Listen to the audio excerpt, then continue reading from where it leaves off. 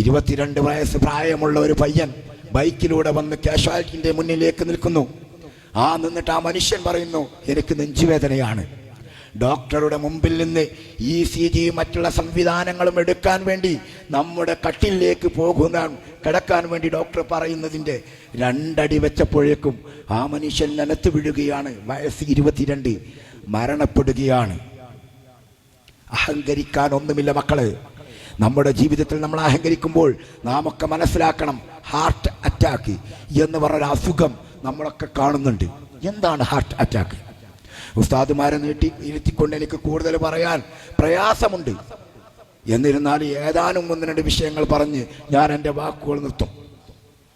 ഞാൻ മഞ്ചേരി മെഡിക്കൽ കോളേജിലെ heart attack എന്ന് പറഞ്ഞ വിഷയവുമായി ബന്ധപ്പെട്ട് എനിക്ക് പഠിക്കേണ്ടതുള്ളത് കൊണ്ട് മഞ്ചേരിയിൽ പോസ്റ്റ്മോർട്ടം ചെയ്യുന്ന ഡോക്ടറോട് പറഞ്ഞു, എനിക്ക് ഹാർട്ട് അറ്റാക്കായ ആളുകളെ ഒന്ന് എന്താണത് സംഭവിക്കുന്നതെന്ന് എനിക്കൊന്ന് കാണണം. അപ്പോൾ ഡോക്ടറിനോട് ചോദിച്ചു, അല്ല അതിപ്പോൾ നാളെ പോസ്റ്റ്മോർട്ടം ഉണ്ടോ ചോദിച്ചു. അപ്പോൾ അതൊക്കെ ചോദ്യം നമുക്ക് വരും. കാരണം അവിടെ അന്യ സംസ്ഥാനക്കാർ മരണപ്പെട്ടാലും ആളില്ലാത്ത ആളുകൾ മരിച്ചാലും ഒക്കെ കോള് നമ്മളെ സാന്ത്വനത്തിൻ്റെ ഓഫീസിലേക്കാണ് വരിക. അപ്പോൾ ഞാൻ പറഞ്ഞു, നാളെ ഒരു ഹിന്ദിക്കാരൻ്റെ മയ്യത്തുണ്ട് സാറേ, എന്നാൽ ഞാനത് ചെയ്യണ സമയത്ത് നൗഫലിനെ വിളിക്കാം. അങ്ങനെ സാറത് വിളിച്ചു. അത് പോസ്റ്റ്മോർട്ടം ചെയ്യണ സമയത്ത് എന്നെ വിളിച്ചു. ഞാൻ മോർച്ചറിയിലേക്ക് കയറുക. അവിടെ നമ്മൾ ഈ കന്നുകാലികളെ അറുത്തിട്ടതുപോലെ പോസ്റ്റ്മോർട്ടം ടേബിളിൽ മനുഷ്യ ഹൃദയം വെട്ടിപ്പൊളിച്ച് വെച്ചിരിക്കുകയാണ്. അവിടെ ഹാർട്ട് അറ്റാക്ക് വരുന്ന ഒരു ഞരമ്പ് കാണിച്ചു തന്നപ്പോഴാണ് ആരാണ് നമ്മൾ, അഹങ്കരിക്കാൻ എന്ത് വകയാണ് നമുക്കുള്ളത് എന്ന് മനസ്സിലായത്. ഒരു നൂലിൻ്റെ വണ്ണമുള്ള ഒരു ഞരമ്പിലൂടെ പോകുന്ന ബ്ലഡ്, അതിൽ ഒരു ചായപ്പൊടി പോലത്തെ ഒരു സാധനം കുടുങ്ങിയാൽ ഹാർട്ട് അറ്റാക്ക്, മരണം. പഴയ കാലമൊന്നല്ല. പോസ്റ്റ്മോർട്ടം ടേബിളിലേക്ക് ചെന്ന് നോക്കണമെങ്കിൽ, നമുക്ക് കയ്യും വാലും മറക്കാതിരിക്കണമെങ്കിൽ നമ്മൾ ആതുര സംവിധാനത്തിലേക്ക് ഇറങ്ങണം. ആദ്യകാലത്ത് പോസ്റ്റ്മോർട്ടം ചെയ്തതിൻ്റെ ഒരു അവസ്ഥ എന്തായിരുന്നു? അല്ലാഹു സുബ്ഹാനഹു വ തആല അത്തരം മാരകമായ പോസ്റ്റ്മോർട്ടം ചെയ്യുന്ന രൂപത്തിലുള്ള ഒരു അസുഖവും തന്നെ നമ്മളെ ആരെയും പരീക്ഷിക്കാതിരിക്കട്ടെ. വളരെ സിമ്പിളായിട്ടാണ് ഇപ്പോൾ. പഴയ കാലത്ത് പോസ്റ്റ്മോർട്ടം ചെയ്യുന്ന ടേബിളിൻ്റെ അവസ്ഥ എന്താണ്? ഈ 2 ഭാഗത്ത്, മനുഷ്യൻ്റെ ഈ 2 ഭാഗത്ത് അടിച്ചാൽ ഈ 2 ഭാഗം ഓപ്പൺ പ്ലേസ്. പിന്നെ അവിടുന്ന് അങ്ങോട്ട് നമ്മുടെ ഉളി വെച്ചിട്ട് കട്ട് ചെയ്യുന്ന ഒരു സംവിധാനത്തിൽ പോസ്റ്റ്മോർട്ടം മാറിയിരുന്നു. ഇപ്പം ന്യൂ ജനറേഷൻ ട്രെൻഡിലേക്ക് മാറി. ന്യൂ ജനറേഷനിലേക്ക് മാറിയപ്പോൾ നമ്മളൊക്കെ കരുതി മനുഷ്യരുടെ വേഷവിധാനത്തിൽ മാത്രമാണോ മാറിയത്? അല്ലട്ടോ, എല്ലാ വിഷയത്തിലും മാറിയിട്ടുണ്ട്.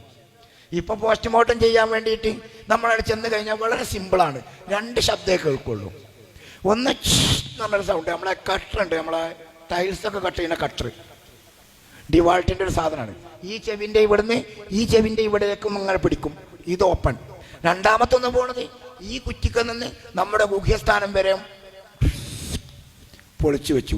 ഇതാണ് പോസ്റ്റ്മോർട്ടം.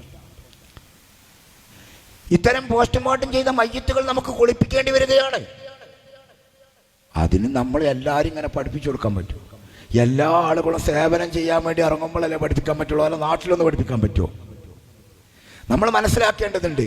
നമ്മുടെ ഉമ്മയെപ്പോലെ, നമ്മുടെ ഉപ്പയെപ്പോലെ ഒരാൾ ഇതുപോലെ പോസ്റ്റ്മോർട്ടം ചെയ്ത് വരുമ്പോൾ മറ്റൊരാൾ കുളിപ്പിക്കാൻ കയറുന്നതിലുപരി നമ്മുടെ ആൺകുട്ടികളായാലും നമ്മുടെ പെൺകുട്ടികളായാലും അതിന് പ്രാപ്തരാവുക എന്ന ഒരു ലക്ഷ്യം, അത് ഓരോ നാടിനും ആവശ്യമാണ്. വാപ്പ മരിച്ചാൽ മക്കൾ കുളിപ്പിക്കണം. ആ ഒരു കർത്തവ്യം ചെയ്യണമെങ്കിൽ നമ്മൾ അതിനുള്ളൊരു ബൈഹാർട്ടായിരിക്കണം. അതിന് നമ്മുടെ വീട്ടിലെ ആൺകുട്ടികളെങ്കിലും പ്രാപ്തരായി കഴിഞ്ഞാൽ നമ്മുടെ ഉമ്മമാർക്ക് അത് പറഞ്ഞു കൊടുക്കാൻ പറ്റും.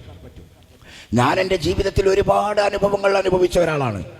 സാന്ത്വന മേഖലയിലേക്ക് കയറി വന്ന എനിക്ക് നിങ്ങളോടൊക്കെ പറയാനുള്ളത്, നമ്മുടെ ജീവിതത്തിൽ സാന്ത്വനം കൊണ്ട് എന്ത് കിട്ടും എന്ന് നമ്മൾ ആലോചിക്കുന്നുണ്ടെങ്കിൽ ഞാൻ പറയുന്നു, ദുനിയാവിലും കിട്ടും ആഖിറത്തിലും കിട്ടും എന്നുള്ളതിന് യാതൊരു തർക്കവുമില്ല എന്ന് ഒരേ സ്വരത്തിൽ എനിക്ക് പറയാൻ കഴിയും.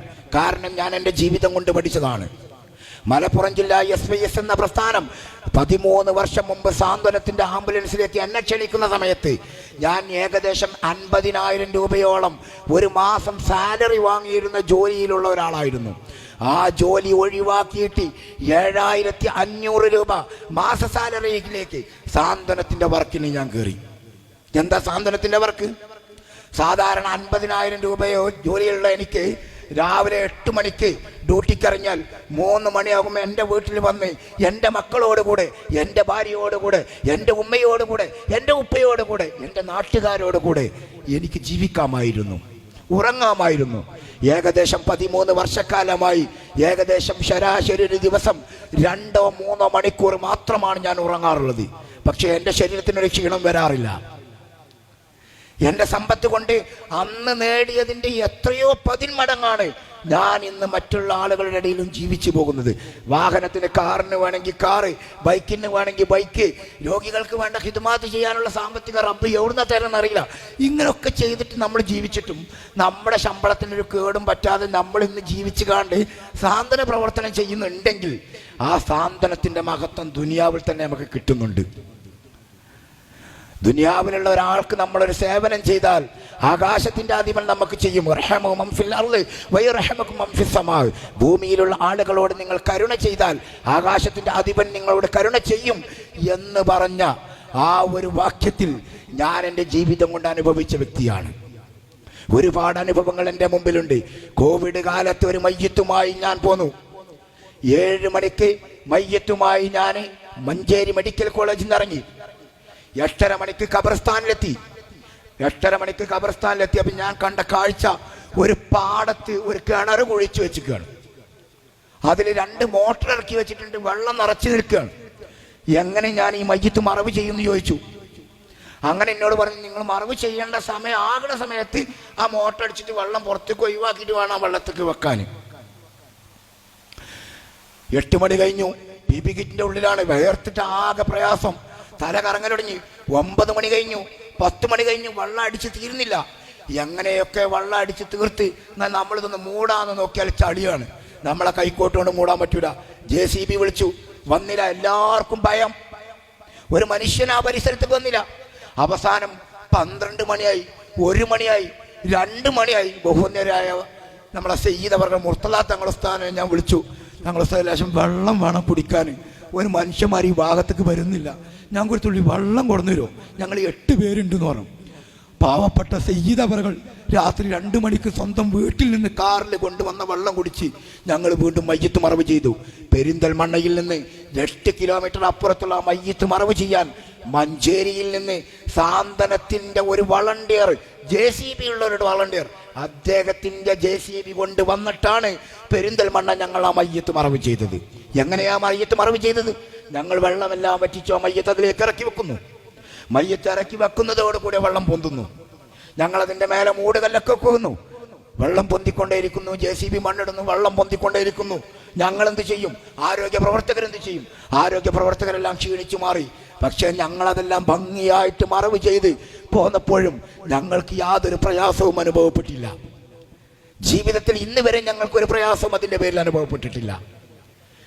നമ്മുടെ മഞ്ചേരിയുടെ പരിസരത്ത് വെച്ച് സാന്ത്വനം കൊണ്ട് എന്ത് കിട്ടും എന്നുള്ള ചോദ്യത്തിനുള്ള മറുപടികൾ നമ്മുടെ കൽവിൽ ഒരുപാടുണ്ട്.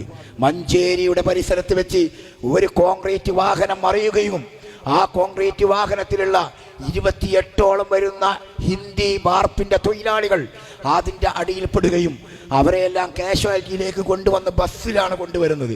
അഥവാ കോഴിക്കോട് റോഡിലോടുന്ന ബസ്, അതിലുള്ള ആളുകളെല്ലാം ഇറക്കി മാറ്റിയിട്ട് ആ ബസ്സിലേക്ക് ഈ രോഗികളെ മുഴുവൻ വലിച്ചു കയറ്റി മഞ്ചേരി മെഡിക്കൽ കോളേജിന്റെ കാഷ്വാലിറ്റിയിൽ വന്നപ്പോൾ ആരുമില്ലാത്ത സമയം എത്രയോ ആളുകൾ വന്ന് കിടക്കുന്നു.